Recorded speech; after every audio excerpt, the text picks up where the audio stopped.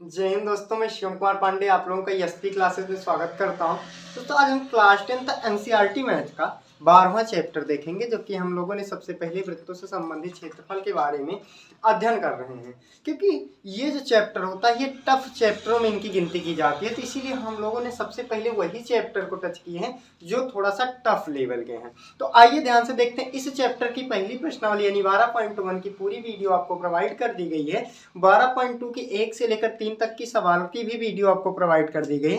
आज हम उसके आगे की सवालों को देखेंगे। तो आइए हम चौथी सवाल देखते हैं। सवाल आपकी स्क्रीन पर दिखाई देगी। सवाल कह के आ रही है 10 सेंटीमीटर त्रिज्या वाले एक वृत्त की कोई जीवा केंद्र पर एक समकोण आंतरित करती है। समकोण का मतलब क्या होता है? 90 अंश का कोण बनाती है। कहने का मतलब क्या हुआ कि 10 सेंटीमीटर त्रिज्या वाला एक वृत्त है। कोई 10 सेंटीमीटर त्रिज्या का एक वृत्त है।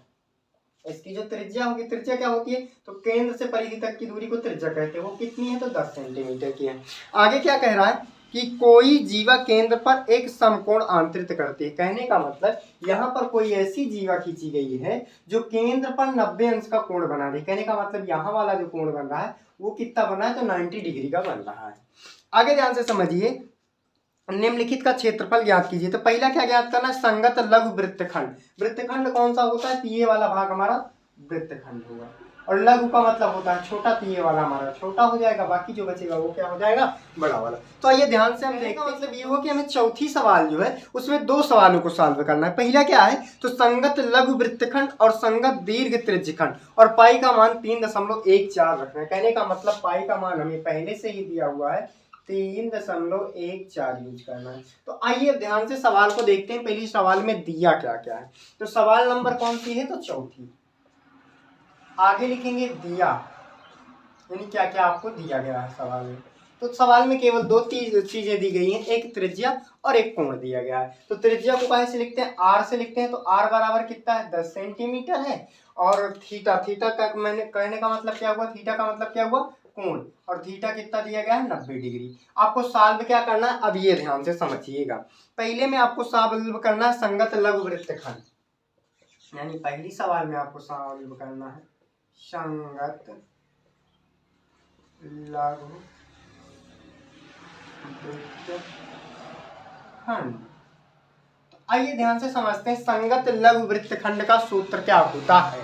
तो संगत लघु वृत्तखंड का सूत्र होगा पाई आर स्क्वायर थीटा बटे में 360 minus 1/2 r square sine theta. अब सबका केवल मान रख देना है। पाई का मान एक आपको कितना रखना है? तो 3.14 रखना है। तो चलिए पाई का मान रख देते हैं पहले। तो 3.14 पाई का मान हो जाएगा। अब ध्यान से समझिएगा आर क्या है? आर का मतलब क्या होता है? त्रिज्या। त्रिज्या कितनी दी गई है? 10 सेंटीमीटर। तो त्रिज्या 10 गुणे 10 कर देंगे। अच्छा 10 गुणे 10 ही क्यों कर रहे हैं? क्योंकि यहाँ पर आर का स्क्वायर है। स्क्वायर का मतलब होता है कोई भी मान जो होगा वो दो बार लिखा जाएगा, उसका वर्ग करके लिखा जाएगा। थीटा, थीटा का मान कितना दिया गया है? 90 डिग्री। अपान में कितना हो जाएगा आपके? 360। एक जीरो से जीरो को काट देंगे, चाहे यहाँ के जीरो को काटिए और जो है आप उससे भी आसान तरीका ये है कि यहाँ जीरो काट देंगे। एक जीरो से एक जीरो कट जाएगा और 9 से 36 कटेगा 4 बार में, 9 चौक 36। अब 2 से काट देंगे, 2 दूना 4 और 2 पंचे 10। फिर 2 से काट देंगे, 2 पंचे 10 माइनस आगे 1/2 आर स्क्वायर। आर का मतलब क्या होगा? 10 गुणे 10 और गुणे साइन थीटा। साइन थीटा की जगह कितना रख देंगे? 90 डिग्री।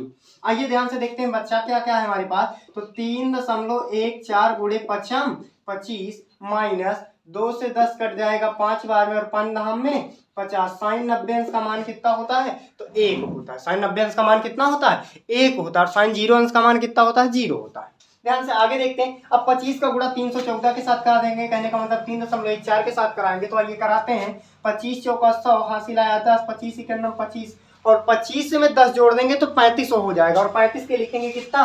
5। अब हमारे पास हासिल कितना आ गया? 3 हासिल आ गया।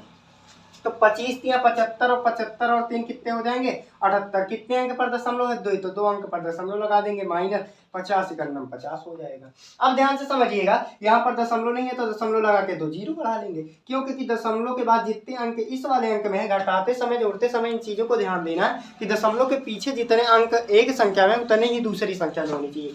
तो 0 में से 0 जाएगा तो 0 बचेगा, 5 में से 0 जाएगा 5, दशमलव के सामने दशमलव, 8 में से 0 जाएगा 8 और 7 में से 5 जाएगा तो कितना बचेगा 2। कहने का मतलब जो संगत लघु वृत्तखंड है, कहने का मतलब ये हुआ संगत लघु वृत्तखंड वो हमारा कितना आ गया तो 28.50। आपको यहाँ पर यही लिख लेना है हर एक लाइन में। आइए ध्यान से अब दूसरी सवाल को सॉल्व करते हैं। यानी हमारा संगत लघु वृत्तखंड कितना आ गया तो 28.50 आ गया। अब हमको क्या ज्ञात करना, इसी सवाल में हमें ज्ञात करना संगत दीर्घ त्रिज्यखंड। तो आइए देखते हैं ज्ञात क्या करना है, संगत दीर्घ त्रिज्यखंड।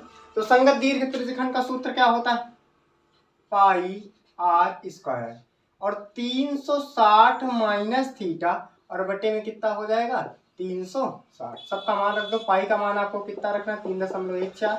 आर का मान कितना रखना है, यहाँ पर थीटा का मान भी आपको दिया गया, सॉरी आर का मान 10 सेंटीमीटर, आर का मान 10 सेंटीमीटर और थीटा का मान कितना दिया है तो 90 डिग्री, सॉरी आर का मान 10 सेंटीमीटर और थीटा का मान कोण यानी कितना दिया गया है तो समकोण। समकोण का मतलब होता है 90 अंश। अब यहाँ आर का मान कितना रख देंगे तो 10 गुणे 10, बाकी यहाँ पर 360 की जगह 360 माइनस थीटा, थीटा की जगह पर कितना रखना है तो जितने अंश का कोण बना रहा हो, कितने अंश का कोण बना रहा है 90 डिग्री। अपान में क्या रहेगा 360। चलो घटाओ कितना बचेगा, ये 314 गुणे 10 में 100 हो जाएगा। या फिर कह सकते हैं कि दोनों जीरो हटा देंगे तो यहाँ से क्या होगा दशमलव हट जाएगा। कैसे हटेगा उसको अगली लाइन में देखते हैं। जीरो में से जीरो जाएगा जीरो, ये 16 में से 9 जाएगा कितना बचेगा 7 बचेगा, 9 7 16, 16 में से 9 जाएगा 7 बचेगा, यहाँ बचा 2 तो 270 बटे कितना हो जाएगा 360। अब ध्यान से समझो, यहाँ से दशमलव हटा रहे हैं, दशमलव हटाएंगे तो कितने अंक हैं 2 अंक है, यानी 2 जीरो नीचे चले जाएंगे तो वो कितना जाएगा 314 गुणे 100 गुणे 270 बटे 360 और यहाँ से दशमलव हटाएं तो 2 जीरो नीचे आया, 100 से 100 कट गया, जीरो से जीरो कट गया, 9 त्रिक 27 और 9 चौक 36, तो बचा क्या है 314 गुणे 3 और बटे में कितना बच गया 4। अगर चेक करते हैं ये कट रही हो संख्या तो इसको एक बार और काट देते हैं। 4 से अगर काटेंगे तो 4 7 28, 4 से नहीं कटेगा, 2 से कटेगा, 2 से काट दो, 2 दूना 4 और ये 2 इकन्नम 2, एक इसमें चला गया, 2 5 10, एक उसमें चला गया, 2 7 14, गुणा करा लो कितना हो जाएगा भैया तो 3 7 21 के एक हासिल आया 2, 3 5 15 2 70 और 3 इकन्नम 3 3 1 और 2 तिहाई 6, 2 पंचे 10, 30.5। ये हमारा क्या आ गया संगत दीर्घ त्रिज्यखंड। संगत दीर्घ त्रिज्यखंड आपको हर लाइन में यही लिखेगा।